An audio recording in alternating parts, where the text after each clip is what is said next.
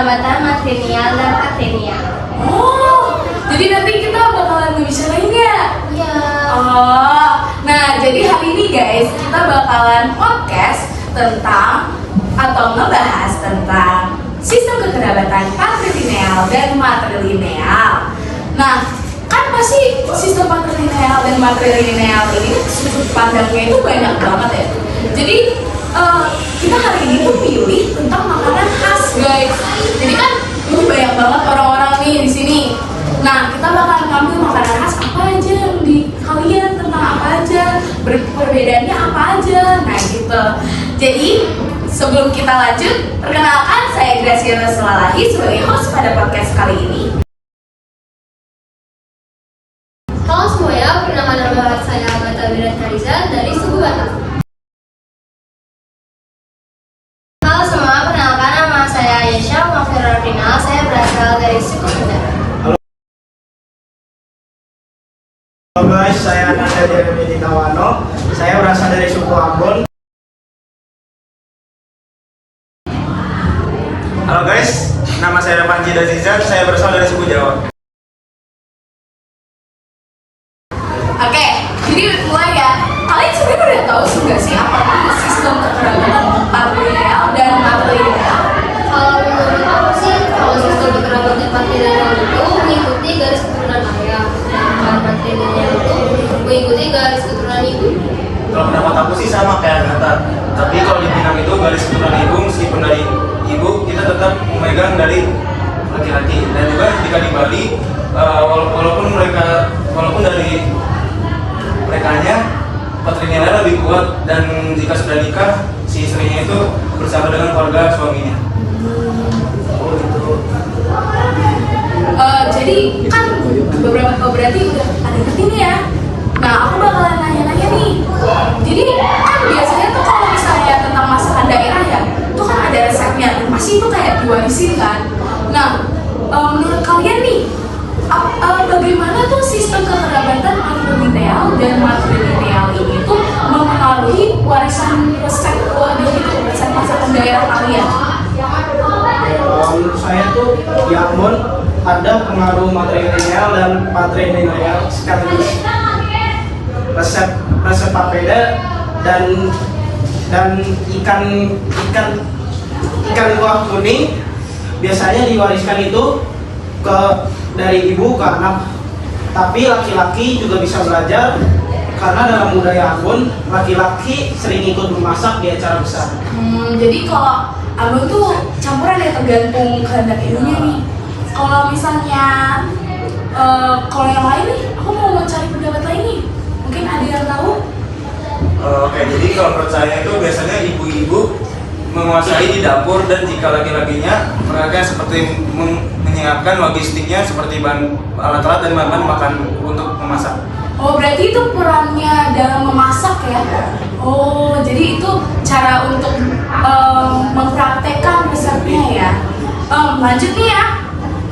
Kalau perbedaan cara memasak atau jenis masakan antara keluarga pihak laki-laki dan perempuan itu ada bedanya nggak?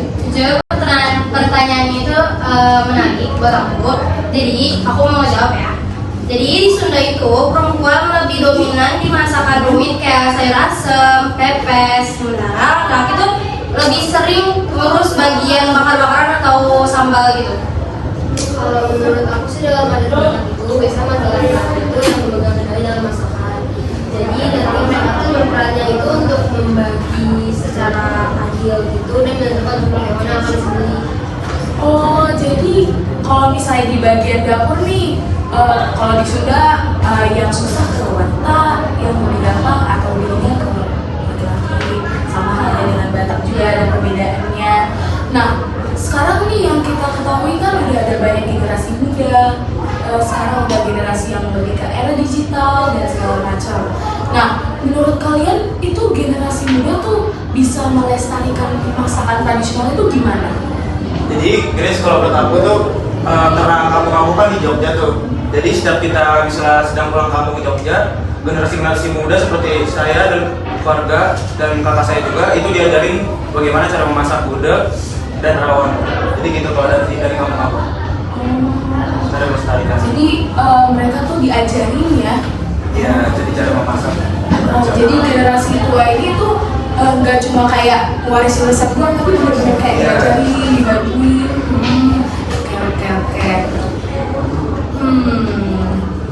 Kalau misalnya nih ya, ini kan banyak pendapat ya.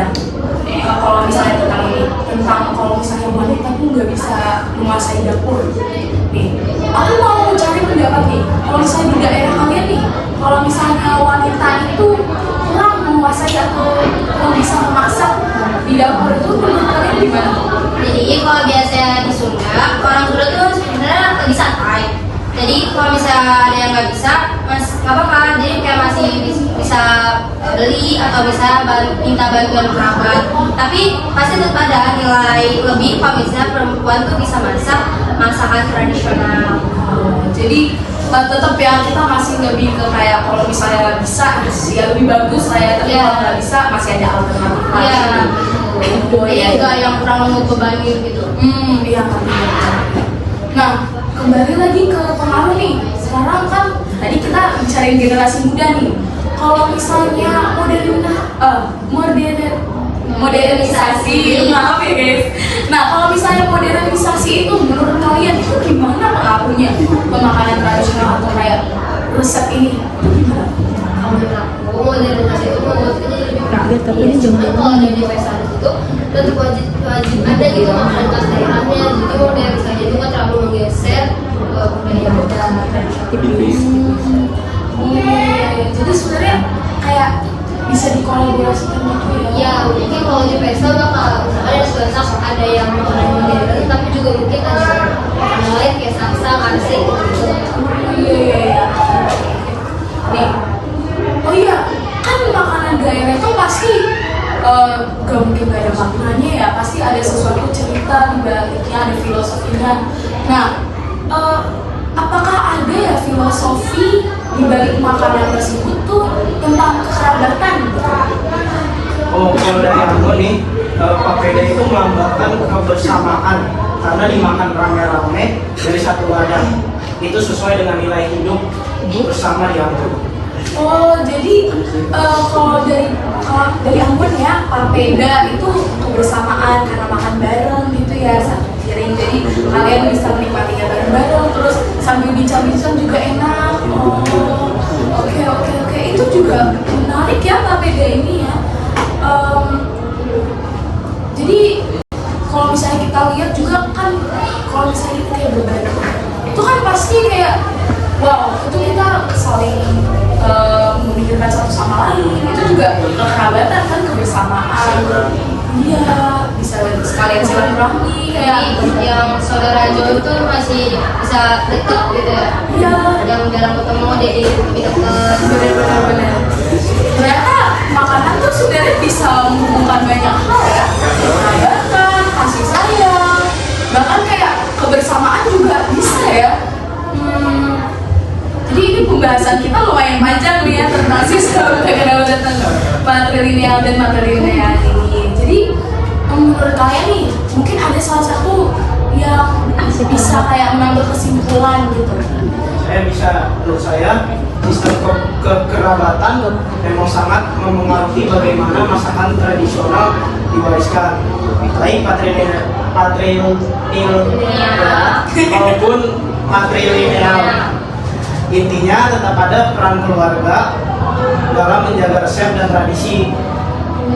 Masakan bukan hanya soal rasa, tapi juga identitas budaya dan kebersamaan. Kalau kita mau melestarikannya, kuncinya ada pada generasi muda yang harus mau belajar dari orang tua. Dengan begitu, masakan tradisional tidak hanya jadi makanan, tapi juga pengikat kekerabatan. Oh, itu menurut aku itu kesimpulannya bagus banget. Makasih Jeremy. Pasti kita juga kayak tepuk tangan dulu dong.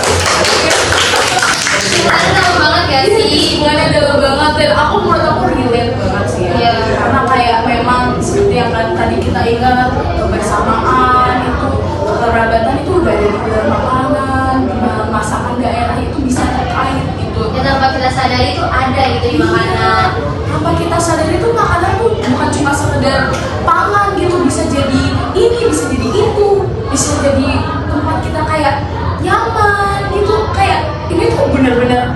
menjadi kayak makna baru dari makanan. Gak hanya satu makanan tapi semua makanan daerah ya pasti mempunyai filosofi yang baik dan makna yang baik. Jadi ya bos. Oke semua, karena Agatha tadi ada lulusan, jadi kita kesimpulan barukan aja ya. Nah, jadi kesimpulan untuk pada podcast kali ini, jadi hari ini tuh kita udah ngebahas sistem kekerabatan patrilineal dan matrilineal.